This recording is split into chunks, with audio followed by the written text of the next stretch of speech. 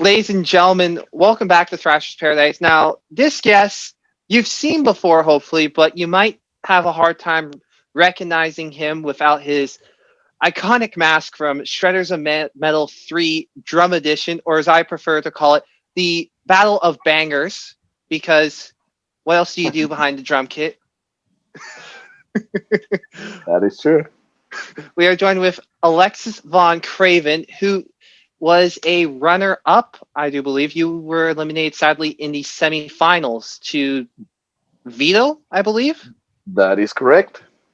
Yes. So I'm actually going to be honest. I'm very surprised you did comment on my post about interviews. I was not expecting it, and it really got me very excited to sit down and talk to you and pick your mind a bit about that whole thing and about other stuff involving drumming and music, if that's all right with you. Yeah, for sure. Excellent. So right off the bat, I just have to know, what was it like when you first got that message to be part of this, well, drum off, essentially? And I didn't get a message. We sent a video auditioning, right? By the way, Friday, cheers. I don't know when you are going to broadcast this, but Friday, cheers.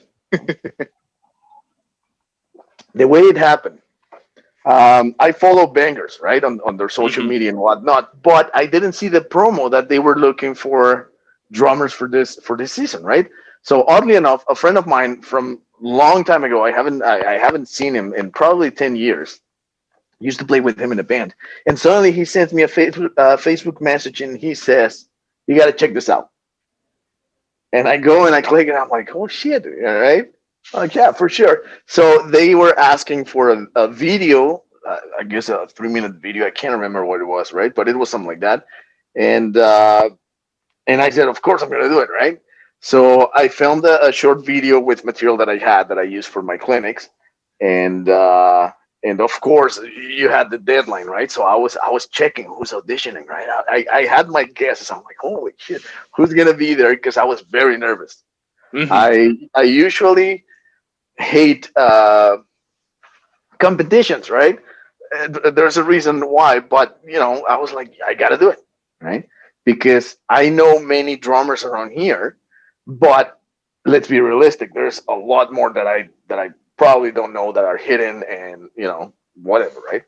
Mm-hmm. So I shot my video. I was checking who was running for this competition. We knew that it was going to be 8 drummers. It was there on the at the banger side, and I sent my video. And I'm like, there you go, right? So they didn't say when, but I can't remember if they did or not. But the thing is that I knew that it was the date was coming, and I thought that I wasn't gonna be in the season because there was no news, no nothing, right? Mm-hmm. So when was it? It was Valentine's because I remember my brother's birthday and he came to Canada to visit. So I was with him at the time, and I get the email and I open it and they're telling me like you were chosen, right? And I'm like, oh fuck. And suddenly they say, so we're gonna send you another email with instructions and dates and whatnot, but you gotta tell us if you're available for pretty much the last day of February and the first day of March or something like that, right? And I just reply yes. Then a week before the shooting, because the shooting was Saturday, Sunday, right? Yeah. Again, February, March. Um, we received the instructions and the backing track. So it said first round, it's a minute solo. You're facing your opponent, a minute him, a minute you, then a minute you, a minute him, right? That's the first Mm-hmm. round. If you pass it, then it's a backing track. You got arranged drums for the backing track, and if you pass that, it's going to be a duel, right? Back and forth. And I'm thinking, I'm like, oh. At the time, I had a lot of work, and I'm like, fuck, I gotta write the parts for the song. And then I listened to the song, and to be honest with you, the first day that I was listening to the track, I didn't know what to do because it was just like riff after riff after riff, and I'm like, all right, I have to listen to this track over and over and over just to get a sense of how to glue it. That was pretty much the challenge that I had with the track. That to me, it was just bits and pieces, right? Hmm. Anyway, a week to prepare. That's the whole point. So I don't know if this is answering your question. I'm just going through the whole journey. Is that okay? You're giving me something better than I even forget why I asked you. This is just even better. All right. So again, we had the week, right? Yeah. And again, I was here, but I knew that I had. First, I was very rusty because I was doing sessions for Bob and for Fusion, but it was like slow and rock, and it was just like dum, da, ba, da, dum, da, ba. So I was super rusty, and I'm thinking I have to get my chops up. I got to get my speed up. I have only a week, and I need to deliver my work too, my sessions and all that. So I'm just thinking, okay, you know what? Fuck it. I'm just gonna focus on the track and the sessions and the speed. Well, I'm gonna try to like practice and do whatever I can. But I knew that it was gonna be tough. So anyway, during the whole week, I remember that I was listening to that track. Even when I was sleeping, I would loop it, and I would go to snooze and just listen to it over and over and over. I recorded a small demo just to get the sense of what I was gonna play, right? And then on Saturday, the day of the sound check, and they were shooting the interviews that day, right? I'm reading the instructions in the morning, and I see that they were filming. And the first thing that I remember is, fuck, I gotta wear the mask for the interview. Either I use the mask or I don't, Yeah. right? And I'm just thinking, you know what? It's a lot of things to consider. It's the gear, if I'm going to use the mask or not. I didn't know what to do, right? Because the mask has been part of my branding for years. I went to Korea and did the festival with the mask, so it's something that I have to do. Yeah. And this was vital because and it was nerve wracking because I received so much hate on YouTube just for wearing the mask. Really? Oh yeah, like people have been saying like, "Oh, the mask is just stupid. Why would you do such a thing? You think you're in Slipknot? What's wrong with you?" So at that point, I'm thinking it's banger, right? Yeah. So I can't just go like a pizza delivery boy and show up for the contest. I got to do the whole thing, right? I got to go Yeah. like the full. I the kid again. It was many things to think. And that morning of Saturday morning, I said, fuck it. I'm going to pack all my rack. I'm going to pack all the symbols. I'm going to wear the mask. I had a new mask. I had to like paint it. I didn't sleep from Friday to Saturday. I didn't sleep, but it doesn't matter. You cannot see my raccoon eyes, right? Hmm. So I just went there and they did the sound check. They told me you're going to be the first one because you're the one bringing the most shit. So you're the very first one. You have half hour, and then you take all your gear back to another room because then another drummer has to come in and blah blah. Blah. Yeah. So I got two guys to help me. We went there. They were late, so I remember seeing Vito, and Vito was I think next, and then Derek. I didn't know any of them, right? Okay.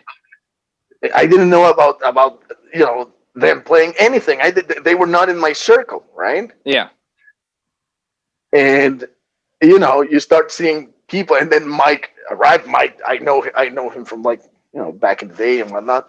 So I'm Yeah. just thinking, Andrew, I knew him too, and I'm like, fuck, these guys also play good, right? Hmm.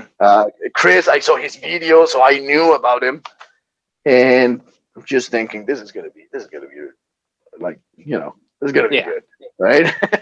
I'm gonna get kicked out in the first round. It doesn't matter. And I did my thing. They did the interview. We were a little late, and I remember just to add more like stress to the whole thing. Julian, which I met at the show. He was teching for all of us, and and he's a funny guy. He's like we're setting up, and he tells me, there's the judges. Holy shit, with the judges, you guys are going to be judged by really good drummers. I'm like, all right. And he says, I can't tell you who it is. I'm like, all right, then don't tell me, right? But, you're in for a treat. I'm like, Yeah. are you going to tell Okay. me or not? Like, all right, it's Chris Adler and all people. And I'm like, what? From Lamb of God and Cataclysm? He's like, yeah. I'm like, oh, fuck. Okay. There we go, right? Why? Because I know about Ollie, and I know that he plays blast beats a lot. Hmm. And blast beats is the thing that I don't play a lot, me myself in my Hmm. style, right? So I'm like, oh man, one of the juries is a complete different style from mine. And then Chris, he's not that heavy on the blast beats, but still it's very different. So I'm thinking, oh man, I'm so screwed, right? I'm out of place. And then they're gonna see me with the mask, and then if I get kicked out in the first round, I'm gonna be pissed. So again, we shot the interviews. The judges weren't there. I saw a couple of the guys, and then I had to leave because I had to come back and try to practice. No gear here. Well, I had the drums, but not no cymbals, no nothing, right? So again, I came back and I took the whole day just to sit down and listen to the track. I was betting on the track because my strategy was assembling a song, right? Hmm. We all know that how that you know ended up. But anyway, so I'm here. I remember that I didn't sleep again. I got to make a note because I sleep 4 hours a day. That's me for the past 15 years, right? I Okay. don't like sleeping, so I didn't sleep at all. Morning of the whole thing, morning of the show or the contest, right? I get there late. Can't remember why I was a little later. The guys were there. Chris Adler was there. Oli was there. Sam was the last one to come, and for some reason to arrive. Sorry, and for some reason I forgot that Sam is part of Banger. How? Don't ask me because I admire that guy a lot, right? So it totally escaped me, and I see him coming, and I'm like, oh fuck, that's right? He's Mr. Banger. I'm like, oh man, I was just shaking. Yeah. I'm like, okay, well, whatever. And to add more to the stress, I had I have a little backstory with Sharif, and then I see that he was the first one competing against me, and I'm like, oh man, yeah. So I'm gonna tell you that story right now because it's gonna make sense. Okay. I auditioned for a thrash metal band, Canadian thrash legends, right? Oh, okay. And then he did too. So we were. It was only the both of us, and he's a great drummer, right? So he was Yeah. picked. It's fine. It's not the first time that I don't get picked. It's just the nature of the industry, right? Yeah. But when I saw his name, the first thing that I thought is, now we're gonna go on a YouTube show, right? And out of pride, call it whatever you want. I don't want to lose, right? But the guy's also a monster. So I'm just thinking, what am I gonna do? What am I gonna do? And again, you can't see me behind the mask, but you can't eat, you can't drink. We had a little bit of a breakfast there at the shooting, and again, I didn't sleep. So I'm just thinking, man, you know what? Whatever happens, happens, right? Yeah. So we were as the show uh, was released, and that was the order of the challenges. So Sharif and I were the last ones Hmm. for the first round. Yeah. So the first two guys come in, and of course there's one eliminated, and at the back you could hear, right, like people get pissed, other people get happy. It's just the contest. That's why I really don't like contests because you never know what's going to happen. There's going to be a winner and a loser. So I'm just paying attention to whatever they're trying to play, but they're not allowing us to see because that's the point, right? Or to Hmm. hear. So I'm just paying a lot of attention, and I see who's being eliminated. I'm like, oh man, I saw Mike getting eliminated. I'm like, oh, this is gonna be tough. This is gonna be really tough. And nobody could tell you what they were looking for or the feedback. Nothing. So the first round, I remember that before the round, Sharif, we were there and we were talking, and he's like, man, Sharif is such a sweetheart, right? So it's hard to have that mindset of, oh man, we're gonna go and compete because he's such a sweetheart. So I'm Yeah. like, oh man, everything is just like, oh, what am I gonna do? We go in, he did his thing, I did mine, and when they gave us the first feedback, they didn't say anything to me. They just said, cool. And Sharif, they told him, switch it up a little bit and whatnot. So when I started, I'm like, what am I going to do? The same thing? Or, what are they expecting me to play, right? So I just went again, played the solo, and the results were there. And to be honest, when they said it, I was like almost fainted, right? I'm fainting. I'm like, oh fuck. There's a lot of things that they cut out that they did the edit from the show, but there's a lot of things that they didn't show. And I'm like, oh fuck, I'm shitting myself. I'm shaking, and they're saying I was just like rubbing my hands, and pretty cool experience, right? Yeah. So the second round, we were the first, Vito and I, but we had an hour of lunch that I had to use because in the first challenge I was very uncomfortable. Everything got set up in like 10 minutes. So me and my tech, we were at the back trying to put everything together while they were having lunch, and then Vito came in, and he also has to get comfortable, right? So one of the things that I did notice is that both of us were out of our comfort zone. Hmm. Both of us didn't know what were they gonna judge the song based out of or based on, right? We didn't know what was the deal. The only thing we knew it's there's a song Yep. and we'll see what happens. So I remember that he was playing his tune and I was just trying to catch the cool things that he was doing, right? Hmm. And I'm just trying to think what I'm gonna play, and it's just you know it's just a lot happening in my head. And I opened up my eyes, and you can't see them because of the mask, but I'm seeing the judges, and I see them like, hmm, like that's something I got to consider, right? That's something I got to play. But I had my track planned.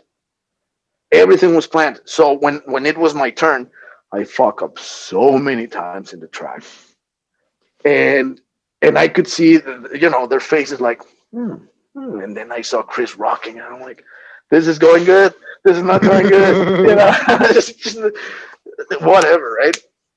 So when they said, the three of them voted for Vito, it was you feel right that stress dissipating a little bit, but you also feel like, man, I wanted to win, right? Like, Hmm.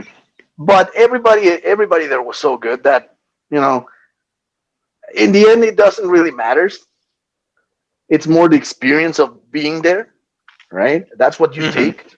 And the things that they told us, the judges, and they said really nice things to everybody, right? I think that made up the whole.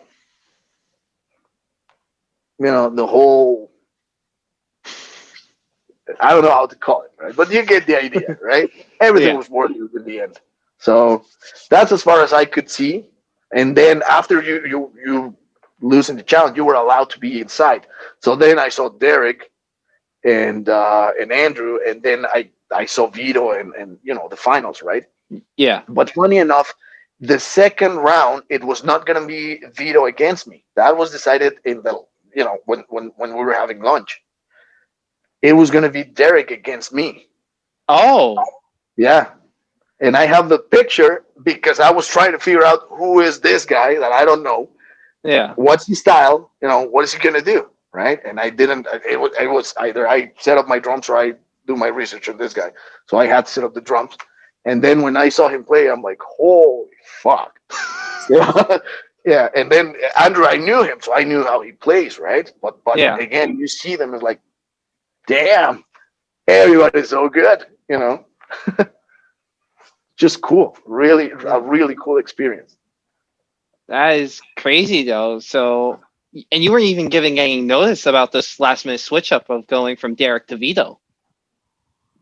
Nope. I remember Vito just came in and he started setting up, and I'm like, that's Vito, right? I'm Yeah. like, that he's not there. I knew, who.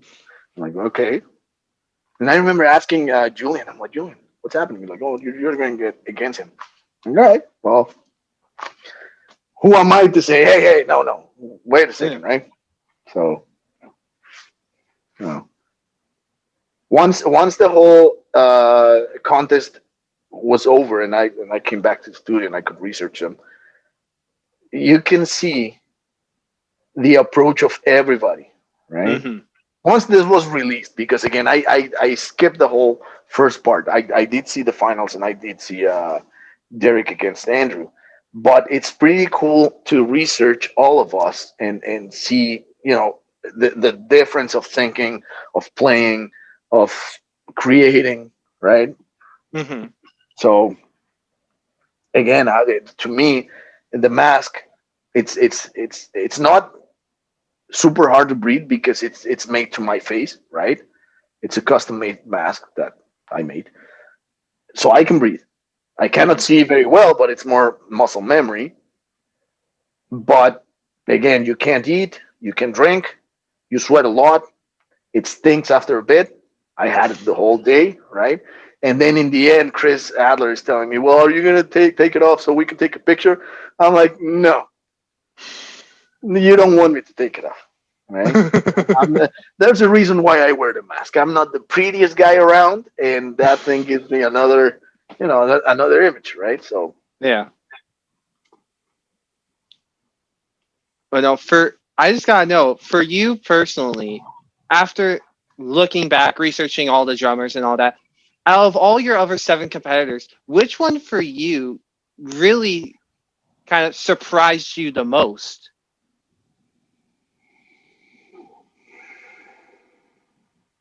tough question. It is tough because you know what? Again, like I said, everybody has their own tricks, right? Mm-hmm. There's no secret. Derek just like shocked us with those feet, Yeah. right? Even I remember one of my students was there. She was with me, and she saw Derek, and then we were talking about it, and she's like, "How can I get that speed?" And Derek said it. It's not. I think it's not on the final edit, but he said, "Just practice. That's all you gotta do. Practice. Sit down and practice." Right? And that's what I said to her. That's what you gotta do. Just practice, right? You want to get that fast? Fucking sit down and spend 4 hours there. Yeah. There's no other way around it. Vito, I think he's a super creative uh, drummer, progressive drummer. Mm-hmm. Because then I research about his band and I dig what they do, right? Uh, I think Chris, there's two Chris's, and I'm so bad with my memory, but the first Chris he's more of a blast beat guy, and he's also really good. He's super fast, he's super accurate, Yeah. right? And then the other Chris, I think him and I are the ones that have the most similar style, right? Because he also plays a bit of everything. Mm-hmm. So when I saw his challenge, I was really curious because the symbols he's using, they're not really for metal, but the way he plays them, they sound different. They make a huge difference, right? His technique. He's also a drum teacher, right? So The guy has it down for sure.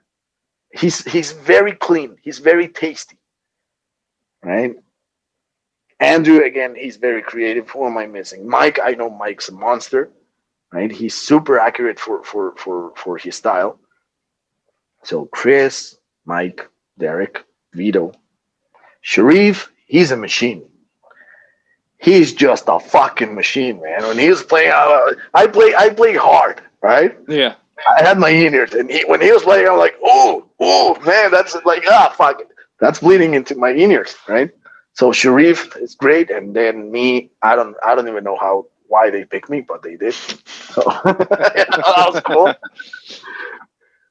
Yeah, man, it's hard to tell you who was the one who shocked me the most. It's very hard. Understandable. Now, uh, I'm assuming you've met a lot of drummers throughout your time, and especially through the Toronto area and maybe even outside of the GTA. For you personally, which one were you surprised was not part of the competition?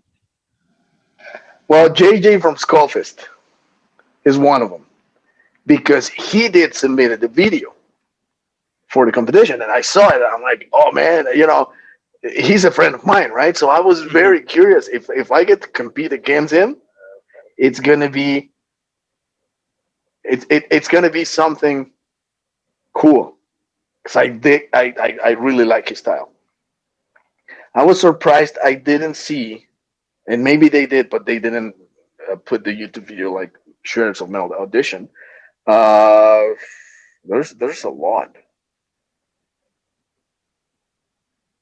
I'll think about the names because there's a whole bunch that I was surprised they were not there.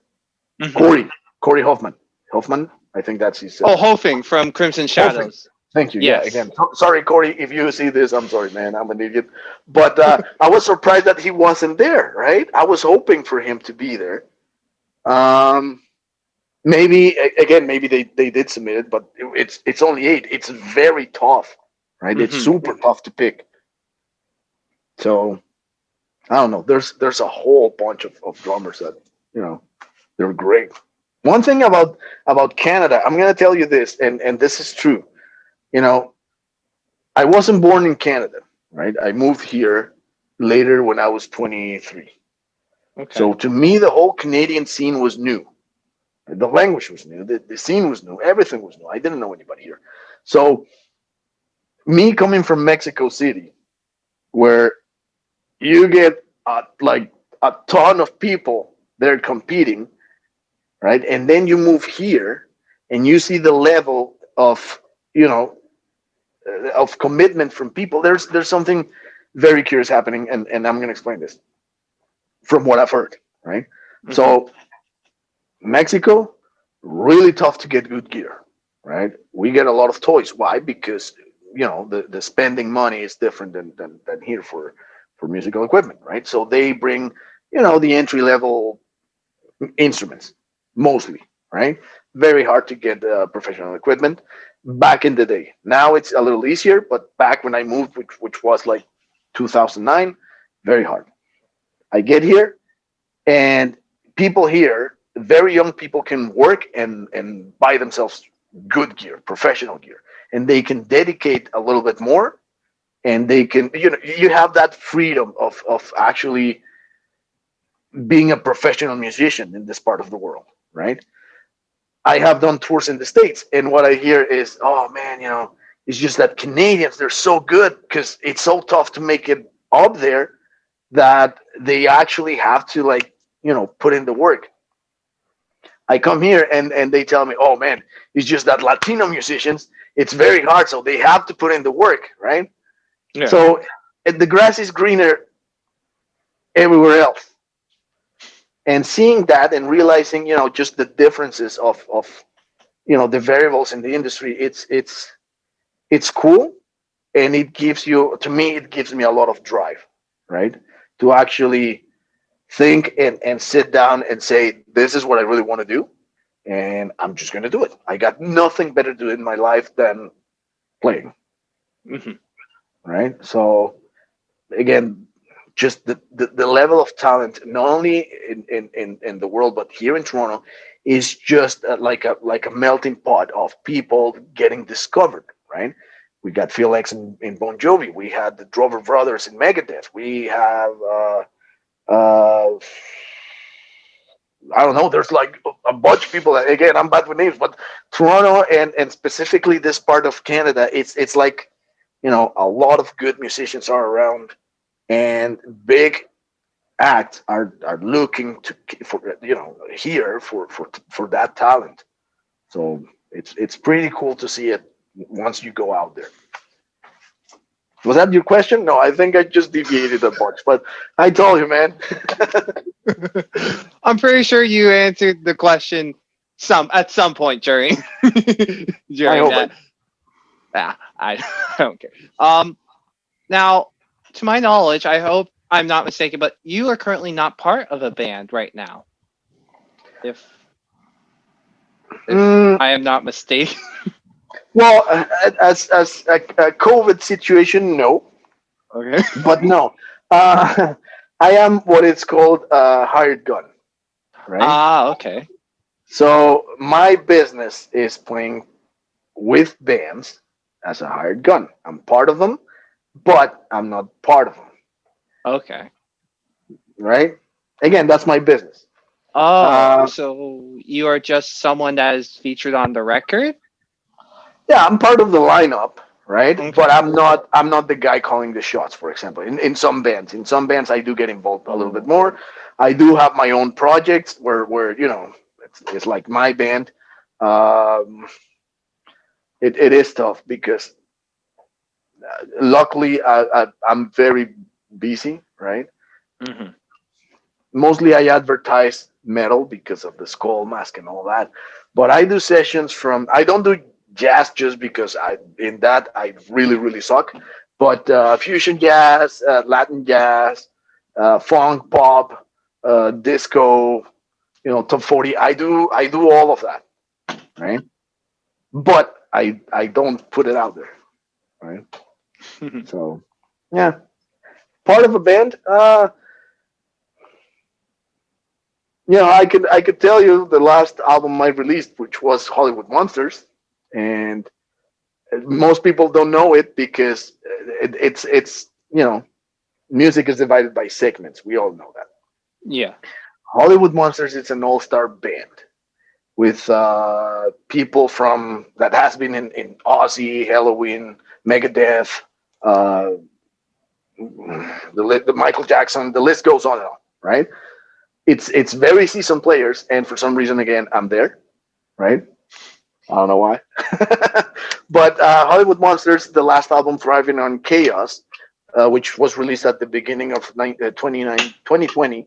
And I did a song with Glenn Drover from Megadeth, Steph Hund from, he has played with Iron Maiden guy, singer, not Bruce Bruce Dickinson. Dickinson? Oh, not No, no, no, no. not. Diano, Paul Diano, right? Oh He was playing wow. for him. He's played with like a bunch of other musicians.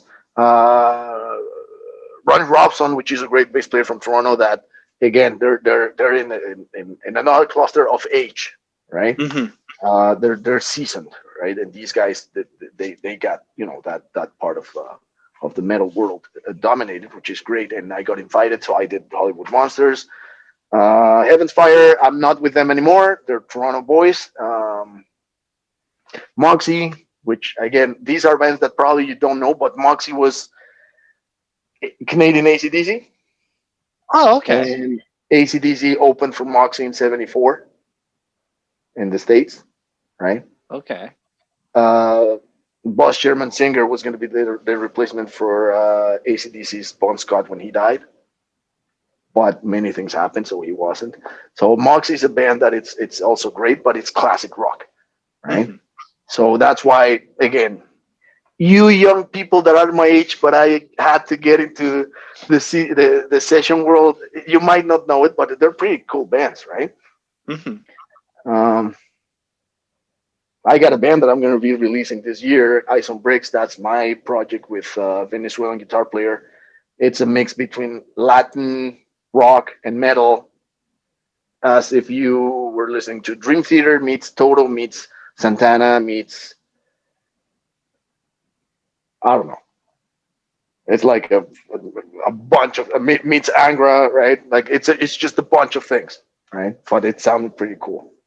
That sounds very interesting, and I definitely look forward to seeing that when you share it. I'm assuming on the Facebook. Oh yeah, yeah, you will know for sure, right? But again, everything right now with the COVID situation, it's hard for me to actually promote one of the projects that I would be currently into because right now nobody's actually putting money into projects, right? Hmm. As a hired gun, as you know, as an artist, it's different. Yeah, we all been producing content, creating, and all that, right? But that's just part of what we like to do in hopes that it gets picked up, right? Yeah. One Did day I down the answer the question? line, ooh, yeah, I think you did. I think you did. Um, Cheers for that. yes. One day down the line, could we potentially ever see maybe you come out with your own solo album? Yes, Ooh. that is something that I'm working on right now. Oh, sweet. Yeah, it's gonna be me playing absolutely everything. Really? That is going to be very exciting to see or hear. I mean, not see. Both Jesus. because I'm gonna be releasing, the promo materials and the videos and all that. But yeah, um, yeah, I'm not gonna give you any spoilers, but it's coming. It's coming. I'm. That is very exciting. Um, as you mentioned, you are not originally from Canada. You are from Mexico. Um, from 2009 till now. Well, I'm assuming before then you probably met a lot of people in the metal and outside the metal community, musician wise. Met a lot of great musicians who hopefully would be up in the music world nowadays. Now, here in 2021, which band from Mexico that you know personally has done very well for themselves up to now? And some of us watching this interview might actually have heard of them,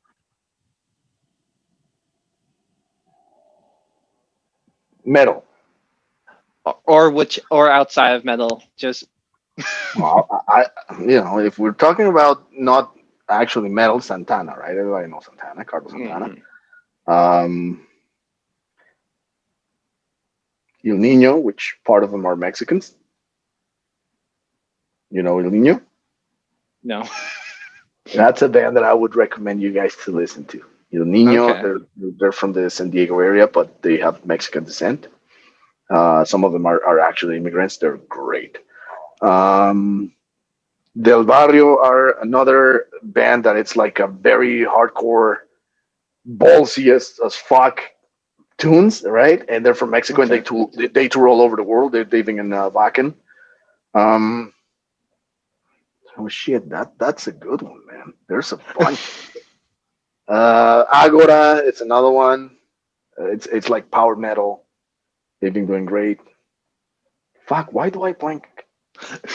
And I'm so bad with those questions. I almost look like an idiot. Uh, yeah, man. I don't know. I'll think about bands and I'll tell. If I interrupt this to go back, I'll tell you. But there's a Okay. bunch. Because there's one I know that has been taking the metal community by storm. They came out with a, I think it was maybe in 2019, with a song called Tequila. The band's called Cerberus. I don't know if you've heard of them or The might name, know them. yes, yes. Now the Okay. song Tequila, I don't think it's the classic one, right? Is that the one? No, No, not that one. because that would be really fucking funny, you know. No, I gotta check the name. Yes, I've heard it. Okay. I actually didn't know they were Mexicans. Oh, I wasn't expecting to teach you something, but I guess I did. Hey, you know what? There's so many things happening, right? So many. So Yeah.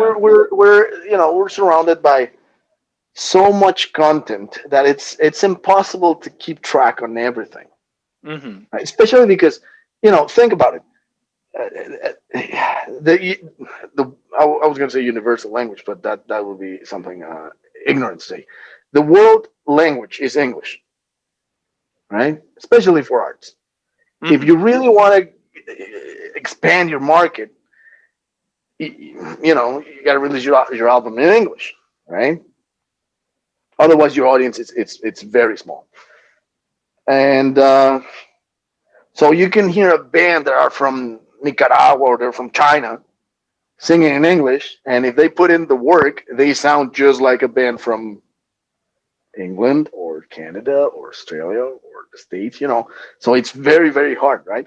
And with names, you tell me servers, that's not a Spanish word at all, right? And now if you told me, Quixote or whatever, right? Mictlan, I would say those guys are Aztecs for sure, but Hmm. not with Cerberus. Well, I hope I didn't get their origins wrong because I do believe listening to Liquid Metal, Jose Megan talks a lot about them. So I hope to God I didn't screw up their place of origin. And you know what? We can research it later, right? That's something for Hmm. people also to research. Because again, that's the cool thing about this. It's all about sharing what you know, what I know, right? It amazes me because this is a little off topic, but it amazes me. I'm a documentary freak, and to me, the fact that the industry is going to shit so fast, it's just unbelievable. Because you hear and I've heard this from people that actually lived through the whole era. Again, me always being with older musicians because I'm not that old for the circle of Derek, Beto, Mike. Like we're all in the same circle. But again, I've always played for people that are 20 years older than me, 40 years older than me, right? So it's totally different. So I did a tour with a band from the Bay Area in the States called Kill Ritual. The Okay. guy has been around since Metallica was playing bars for 5 people. Oh, wow. So so when he tells you those stories, you're like, really? Like, yeah, and they fucking sucked, right? Again, disclaimer. But you get those stories, it's like, wow. Funny story. That tour with Kill Ritual was 2016. I played the NAM show where I met a lot of my idols, and I got a really cool story about that I'm gonna go back to that one later. But they fly me to San Francisco from Mexico. At the time, I was in Mexico, so they flew me to San Francisco. Yeah, and then we had some rehearsals in Oakland, and we went to a rehearsal space where bands like Death Angel and Testament and like all those guys used to rehearse, right? So when I'm coming in, it's this shitty place. It smells like piss. It's like no paint on the wall, and I'm like, wow, nice place. And then talking about it, they tell me, that room is this, that room is that. And suddenly it just became the fucking Louvre to me. A whole museum, right? I'm like, really? That was Testament's room? Holy shit, this place is wicked, right? And again, those are the stories. Nowadays, we got the internet. Hmm. And everybody has a recording and a video well produced and well, everything. And we are not able to get to foreign markets having the internet. I'm gonna repeat this so it's very clear. How is it fucking possible that before with a cassette tape they could send those to Japan, to Europe, and get the tours and go from the east to the west coast to record and do all that without the fucking internet? Is it me, or is there something that doesn't make any sense here? Right? What is happening? Yeah. No, you're right. You are exactly right. So it's two things, right? One, we're getting too comfortable and we need to do more and we need to risk more, right? As musicians.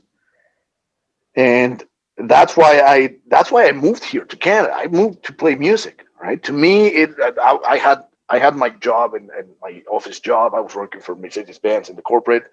I was making fairly good money, but I had to have short hair, a suit and tie, and whenever there was a meeting at the end of the month, I would get all the shit raining down on me from the top levels. And I was like, why? No, no, you know what? Fuck you, I'm out, right? I just got my money and moved to Canada. That's what I did. And you come here and again, the competition. It's all about competition, right?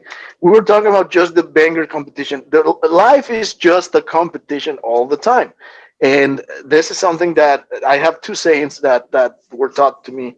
One is, if you want to make whatever you believe in, if you want to make the gods laugh, tell them your plans, because they will never happen the way you're planning. And the second, it's an if grandma had a dick, she would have been grandpa. So, you know, everything that you think that it's going to happen, it won't. Prepare for the worst. And in this industry, the better you prepare, the better chances you have, right? So again, that's something that actually blows my mind about what is happening. And now we are surrounded by whoever likes it. It's fine. I can't stand hip hop, Oh, right? you and And me I'm just both. gonna, I'm just gonna say it. And if you're watching this and you like it, that's fine. You do you, I'll do me, right? Yeah. It's not a matter of, oh, you don't like hip hop, then I'm not gonna listen to you. No, I listen to shit that you might not like, but you respect me, I respect you. That's fine. I cannot stand it, so I don't listen to it. But hip hop and pop and all these genres that are very easy to produce, because that's a reality, right? Are stealing the attention of a mainstream that has never paid attention to metal. So the excuse is not like, oh, well, we don't have any audience. We've never had any mainstream audience ever, right? But, if you put in your work and you have good content, it shouldn't be impossible to become the next Metallica, because Mhm. they were hard at their time. They were like, you know, Yeah. they were heavy. Right now, it's just like, oh, Metallica. Yeah, well, we're talking about the '80s, right? That shit was very heavy. So right now we got all the things, but we still have an audience. Yeah. But if you half-ass your production and your image, and you're like, yeah, you know what? Today we're just gonna get high. We're not gonna write, or we're not gonna produce, or we're not gonna shoot because we don't have the money. That's just unacceptable Mhm. to me. And I get very criticized about my mask, about my kit. It's just like, that's just too much. That's a gimmick. That's this and that. Yeah, well, I gotta get fucking noticed, right? What do you want me to do? There's so much I can do, right? With the reality that I'm not the prettiest, and there's thousands of better performers than me. But I have an audience, Mhm. and that's why I'm a hired gun, and that's why my numbers, like the Shredders competition, you know, my episode with Vito has double the views than the final. Oh wow. If nobody has noticed that, right, it's because they're not paying attention to what matters in the business. You see where I'm going? No, I see where you're going. Yeah. The business is not just performing and partying, and it's a bunch more, Yeah. right? So, once you put it in the balance, it's like, oh shit, what am I lacking? What do I have to do? And considering that, I have two viral videos. Those viral videos are like 9 million views, and then I upload another video and it gets like no views, and I'm like, what is happening? I got to keep trying, right? Because Yeah. again, it's just a hit and miss. It's interesting, man. It's just interesting. We go back to that idea. How is it that now, with all the resources we have, we're achieving less? You're exactly right. I just went completely off topic, didn't I? I don't know. I don't even know. What are we talking about here? I don't even know. I don't even know. No,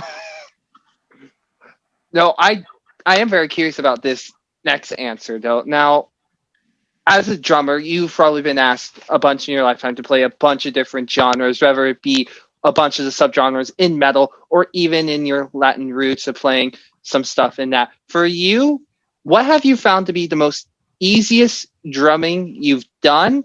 And what have you found to be the most hardest drumming you've done? I've done a whole bunch of money in 5 minutes playing just. Producer said, "Don't worry about the fills. I don't want any fills." All right, I did my session, got paid a chunk of money, and I'm like, wow, you know, I don't mind, And what genre was that for? huh? What genre was that for? It was rock, like radio Ah, friendly rock, okay. right? So you Yeah. just had to keep the beat. That's all, like that kind of song, right? And it's Yeah. cool. I was just being hired to play that, no problem. The hardest, ooh, there's been some where I've been put to the test. Right off the bat, you know, I've had guys approaching me saying, "Yeah, well, you want to record this track," so I hear it, and some people not being drummers, and that's totally fine.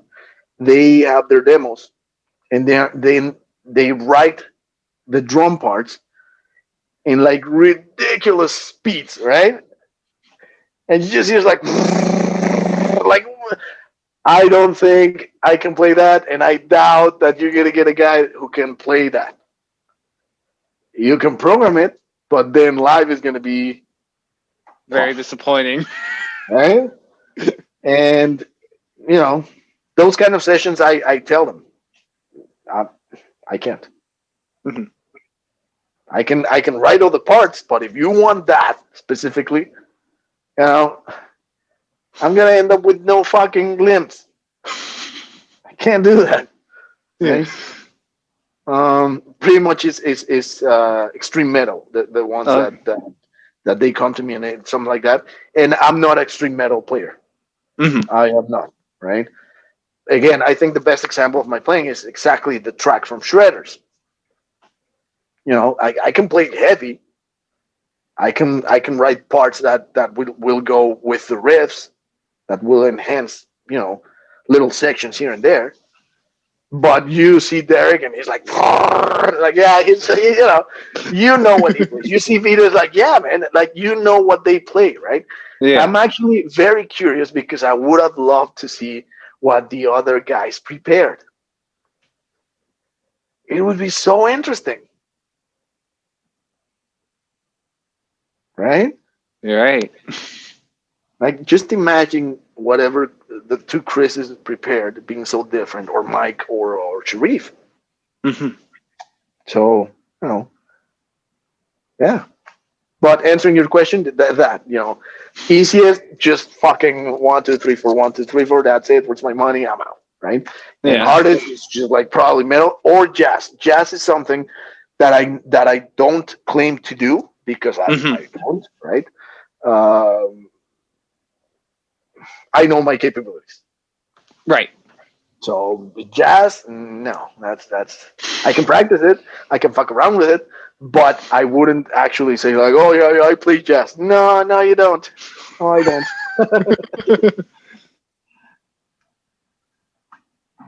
Awesome. Now, because this is a Mel channel, I am curious to hear your opinion on this. I'm very curious.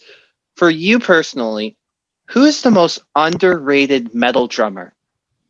They can be from a classic band, they can be from a newer band. Just who do you feel right now is the most underrated drummer in the metal scene? Oh man, you ask some really tough questions. Again, it's very subjective because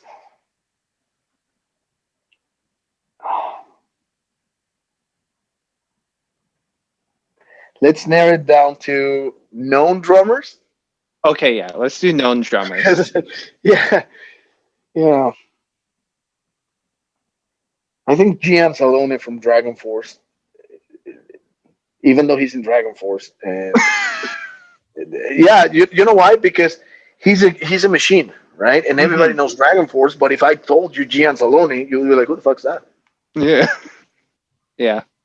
So That's something true. to think about, right? He's in Yeah. Dragon Force, but people don't actually know his name because he's not that positioned. Maybe because he doesn't want to. That is the other thing. Maybe he doesn't want to, right? Uh, Curious note: Kill Ritual, the tour that I did in the States, was filling in for him because he went to Dragon Force or something like that. But Gene Oh. was playing with them, and then I came in, Ah. so I subbed in for him. Casey Grillo, he used to play in Camelot. I think now Oh, he's in okay. Queen's Right. Queen's Right? Yeah, I think so. Wow. That is a huge jump. Yeah, right. It's just that I again when I listen to music when I'm not studying music, my I like to listen to a lot of power metal. That is very big down in Mexico, right? We go Really, crazy about power it. metal. Yeah. Oh. Danny Loeb from Halloween, another underrated drummer Hmm. from a huge band. Oh yeah. The guy from Deep Purple. How can I forget his name? Oh, that I am is a Pace. good one to say though. I am Pace. I think it's called him. He is a monster. Nico McBrain. I think he deserves more recognition for his drumming work, not for being an Iron Maiden. Hmm. Right? He doesn't get the credit enough that he never uses a double pedal, and his chops are very tasty and jazzy. I don't know if people notice that, but I do. And whenever they're playing live, he's just like, oh man, that was so good, right?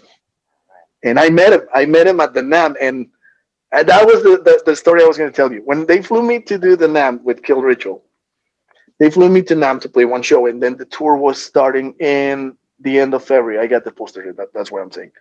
Um, sorry. So they flew me for the NAM show, and then I was with Mapex at the time, right? And Mapex and Sonar Drums are the same company. So at the end of the day, the Mapex rep told me like, "You want to meet Achilles?" Because I'm like an Achilles Priester fan. I'm like, "Of course, right?" He's like my idol. He's like, "Yeah, come here, come here." So I go to the back, and I'm walking in, and I turn like a muppet, and I see Achilles, and then I turn, and I see Nico, and I'm like, no shit, right? So the guy just comes with me and he just leaves me there and I'm just talking. Well, I'm not talking, I'm just there, like, listening to them talk. And Nico says, "How are you doing?" I'm like, I couldn't speak, right? I'm like, "I'm fine."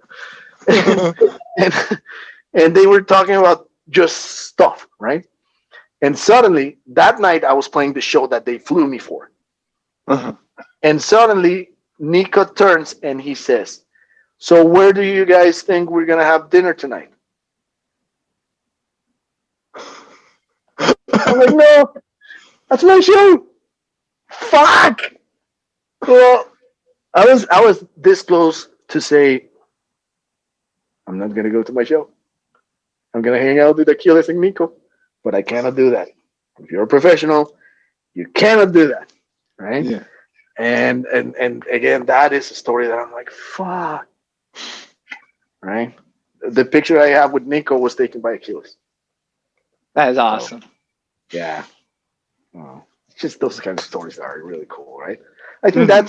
that's part of the cool thing of playing and being exposed to many experiences, right? That's what Yeah. I encourage everybody to do. Just go out there, right? Go out there, play, play, play, play, play. I know many people that have played with me and they say,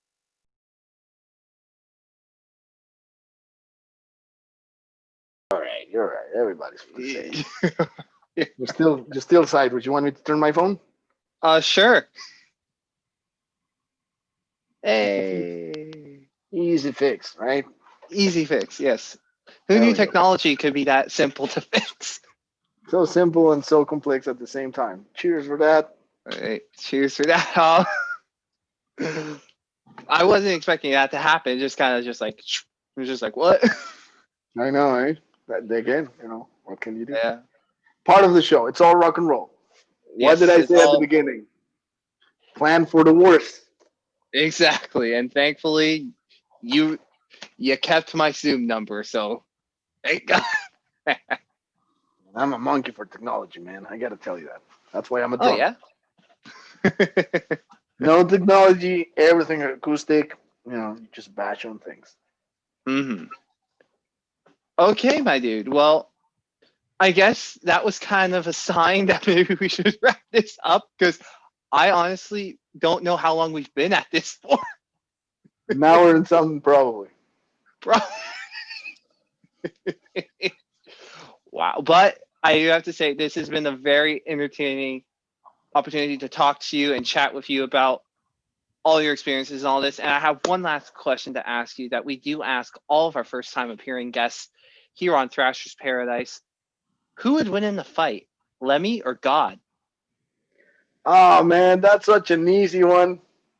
I don't even have to say it. With what you're about to see, you're gonna know. Yep. The other guy's getting, getting his ass kicked, That's, especially after 2020. oh, yeah. Oh, yeah. But no, Alexis, thank you so much for taking time out of your extremely busy schedule to do this interview with me. I greatly appreciate the opportunity. Is there anything you would like to say to everyone that's going to be watching this on YouTube? Yes. If you play an instrument, keep playing. Keep playing, keep playing, keep playing. These are rough times. Keep your mind busy. Keep yourself motivated. Keep yourself creating, right? Never care about what people are going to say about what you do. Keep creating your art. If you don't play an instrument and you're a music lover, keep listening to music. Support the artist. Whenever this is done, go to shows. And if this is not done, go and share content, like stuff, subscribe to channels, research. Right? Like we said, this industry needs content creators, needs media, which in this case it's you, right? You're a big part of it. I shouldn't be you shouldn't be thanking me. I should be thanking you, because without you, nobody's gonna know who the hell am I, right? So it's not the artist, it's the vehicle, Hmm, it's the audience, right? of So course. if we don't have any of those pieces, this is gonna suffer even more, right? Like I said, Media.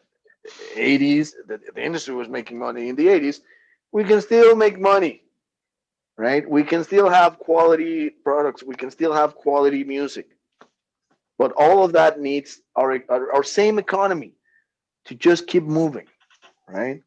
Buy the Right. stuff, share the stuff, create, keep pushing, you know, just eventually with the time in and the effort, the right effort, you're gonna reap the rewards. That's all I can say. Of course. Now, once again, thank you for your time. And until next time, everyone, keep on thrashing. Keep on thrashing. Thank you. You're welcome. Now we're going to stop the recording